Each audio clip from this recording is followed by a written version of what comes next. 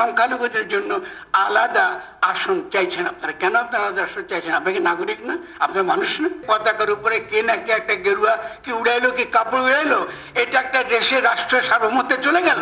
বাংলাদেশে নির্বাচনটা হচ্ছে সবচেয়ে বড় সংকট। যে বক্তৃতাটা একটু আগে শুনলাম, এটা অনেকটা মনে হচ্ছে আমাকে আওয়ামী পুনর্বাসনের বক্তৃতা। এটা পছন্দ করছেন না আমরা। এখন একটা জুলাই গণঅভ্যুত্থান হয়ে গেছে, ফলে আমাদের কিন্তু কথা বলবার একটা পরিবেশ তৈরি করতে হবে তর্কের। তর্কটা কিন্তু নির্বাচন না, তর্কটা হচ্ছে গণসার্বভৌমত্ব, জনগণের কাছে ক্ষমতায় ফিরিয়ে দেওয়া। এবং ৭২-এর সংবিধানও নয়, যেটা আপনাদের দলিলে আমি দেখলাম। ৭২-এর সংবিধানও কিন্তু আমরা মনে করি স্বভাবতই এটা বাতিল করতে হবে। গণঅভ্যুত্থানের মধ্য দিয়ে এটাই জনগণের অভিপ্রায় হিসেবে এসেছে। এর যে রাজনৈতিক যুক্তি, এটা খুব স্পষ্ট। সেটা হলো এই, জনগণ নিজেরা তাদের গঠনতন্ত্র প্রণয়ন করে। শব্দটা কিন্তু সংবিধানও নয়, কারণ রাষ্ট্র মানে আইন নয়। বোধহয় সম্ভবত মুজিবাবাদের উকিল বলে উনি আইন মনে করেছে, রাষ্ট্র মানে আইন নয়। রাষ্ট্রে আরো অনেক বৃহত্তর ব্যাপার আছে। ফলে রাষ্ট্র বলতে বোঝায় যেখানে জনগণ নিজের অংশগ্রহণ করে, তাদের ইচ্ছা এবং অভিপ্রায়, তার ভিত্তিতে তার একটা নতুন গঠনতন্ত্র, কনস্টিটিউশনে বাংলা গঠনতন্ত্র, আর সংবিধান অনুবাদ করে উকিলেরা। জনগণের কাছে এর অনুবাদ হলো গঠনতন্ত্র, রাষ্ট্র গঠন করবার প্রক্রিয়া। ফলে রাষ্ট্র গঠন করবার প্রক্রিয়া আমরা ৭২-এ পারি নাই। কারণ ৭২-এর যখন বাংলাদেশ স্বাধীন হয়েছিল, তখন আপনাদের মনে আছে যে আমরা যে ঘোষণা দিয়েছিলাম সেটা হচ্ছে সাম্য, মানবিক মর্যাদা এবং সামাজিক ন্যায় বিচার। এটা ছিল নতুন গণতান্ত্রিক রাষ্ট্র গঠনের ভিত্তি। এটা ছিল নতুন গণতান্ত্রিক রাষ্ট্র গঠনের ভিত্তি। এটার জন্য আমরা কিন্তু জীবন দিয়েছি। এটার জন্য কিন্তু লক্ষ লক্ষ মানুষ কিন্তু জীবন দিয়েছে। কিন্তু পরবর্তীতে যে বাঙালি জাতিবাদী ফ্যাসিস্ট শক্তি একটা নতুন সংবিধান চাপিয়ে দিয়েছে আমাদের উপরে, এটা হলো বাঙালির জাতীয়তাবাদ। জাতীয়তাবাদটা হচ্ছে সবচেয়ে বিষাক্ত জিনিস। সেটা ধর্মীয় জাতিবাদ হতে পারে, সেটা আপনার তথাকথিত এই জাতিবাদ, সেকুলার জাতিবাদ হতে পারে। আজকে দেখুন বাংলাদেশে দুই প্রকার জাতিবাদী উপমহাদেশে ভয়ঙ্কর রকম উৎপীড়ন শুরু করেছে। ভারতে দেখবেন হিন্দুত্ববাদ, এটা হচ্ছে একই রকম জাতিবাদ। কারণ হিন্দু ধর্মের মধ্যে জাতির কোনো ধর্ম নাই, ধারণাই নেই। এটা একটা সবচেয়ে সহনশীল, হাজার বছরের পুরনো একটা ধর্ম, যার মধ্যে যে অপৌরুষীয় বেদ বেদান্ত, তার এই যে ধারাবাহিকতা, আমাদের সেই ধারাবাহিকতা অনুসরণ করেন। আপনি দেখবেন যে বঙ্গে তার যে সবচেয়ে সর্বোৎকৃষ্ট যে রূপ, সেই রূপটা ছিল চৈতন্যের আমলে, আমরা হোসেন সেন আমলে দেখেছি।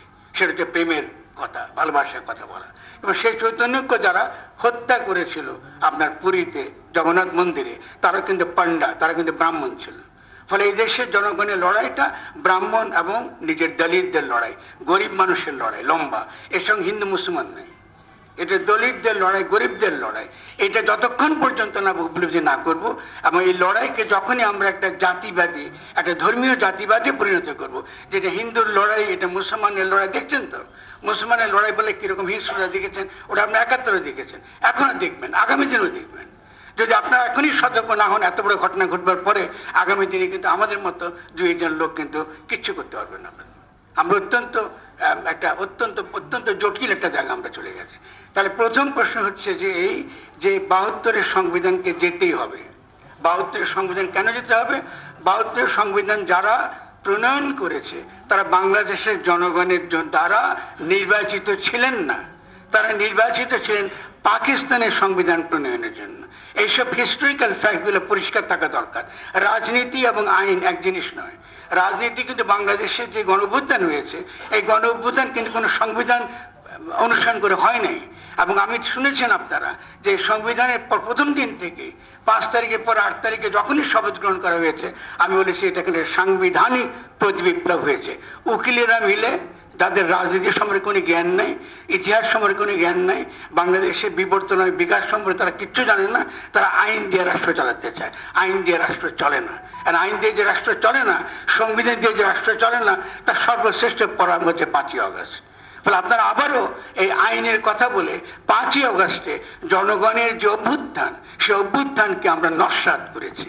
ফলে এই শক্তি সম্পর্কে আমাদের অত্যন্ত সচেতন হতে হবে, যারা আবারও ৭২ সালের সংবিধানের কথা বলে। ৭২ সংবিধান আমাদের ইস্যু নয়।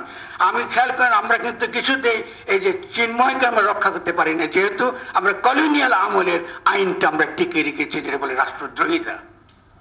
আর আপনারা এদেরকে হিন্দু দাবি করছেন, আমি তো দেখিনি আপনারা কেউ তার পক্ষে দাঁড়িয়েছে। আপনারা কেউ তার পক্ষে দাঁড়ান নাই। আর এখন বড় বড় করে সংবিধানের কথা বলছেন, অধিকারের কথা বলছেন। আমি তো দেখি নাই, উল্টা দেখেছি আমি।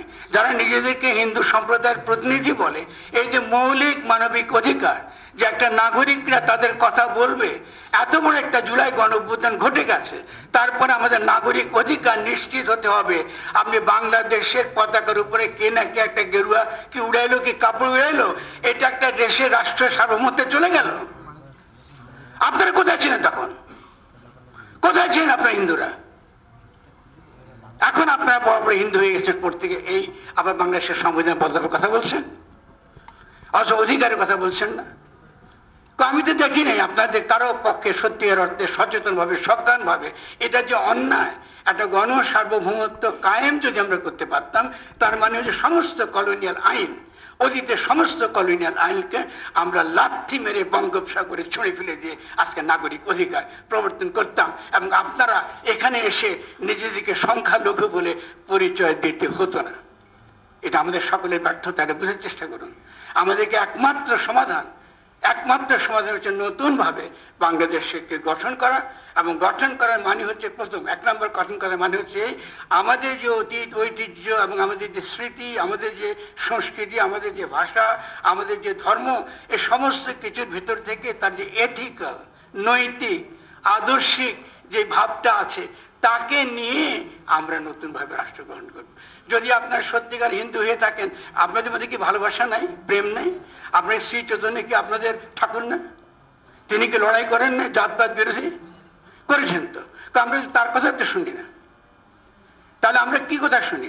আমরা একটা হিন্দুত্ববাদী বন শুনি, জাতিবাদের কথা আপনারা বলেন। আবার সেই হিন্দুত্ববাদী বনটা কি করে আমাদেরকে বলে যে সংখ্যালঘুদের জন্য আলাদা আসন চাইছেন আপনারা। কেন আপনারা আলাদা আসন চাইছেন? আপনাকে নাগরিক না? আপনার মানুষ না? আমাদের মানুষের চরিত্র নাই, ভালোবাসা নাই? অন্যান্য ধর্ম সম্প্রদায়ের সঙ্গে তো চিরকাল এই দেশের মানুষ একসঙ্গে বসবাস করেছে। যে বিভাজনটা কলোনিয়াল আমলে ইংরেজ আমাদেরকে করে দিয়ে গেছে, দুই ভাগ করে দিয়েছে, হিন্দু এবং মুসলমান। ভারত একটা হিন্দু রাষ্ট্র, বাংলাদেশ একটা মুসলমানদের রাষ্ট্র। এই বিভাজন 47-এর এই বিভাজন তো কাটিয়ে উঠে আমাদেরকে আগে মানুষ হতে হবে। আগে মানুষ হন, দয়া করে। হিন্দু হওয়া বাদ দেন, মুসলমান হওয়া বাদ দেন। দেখছেন কোথা দিয়ে নিয়ে যাচ্ছেন আপনারা। নতুন আদর্শ, নতুন নীতি, আমাদের সম্প্রীতির নীতি বলি, আজকে হিন্দু বলি কি, বৌদ্ধ বলি কি, খ্রিস্টান বলি কি, আস্তিক বলি কি, নাস্তিক বলি, সকলে মিলে আমরা একটা বাড়ি বানাবো, একটা রাষ্ট্র তৈরি করব, সেই রাষ্ট্রে সকলে মিলে একসঙ্গে থাকবো। কেন এই কথা আমরা বলতে পারি না? কেন এই কথা আমরা বলতে পারি না? কেন আমাদেরকে এরকম দাবি দর্জিত হচ্ছে? এই দাবিদার মধ্যে আমি মনে করি, আমি ডেফিনেটলি, আমার রাগ দেখে ভাববেন না আমি আপনাদেরকে ভালোবাসি না। আমি আপনাদের জন্য অনেক বেশি অত্যাচারিত হয়েছি, এবং অত্যাচার গ্রহণ করার মতো ক্ষমতা আমার আছে, কিন্তু আপনার নীতির প্রশ্নে দাঁড়ান। যদি আপনার নীতির প্রশ্নে না দাঁড়ান, আপনার এই দেশের সনাতন ধর্মাবলম্বীদের বিপদে ফেলবেন, এবং আপনারা যেমন বিপদে ফেলবেন তেমনি ঠিক তেমনি ভারতীয় মুসলমানদের বিপদে ফেলবেন।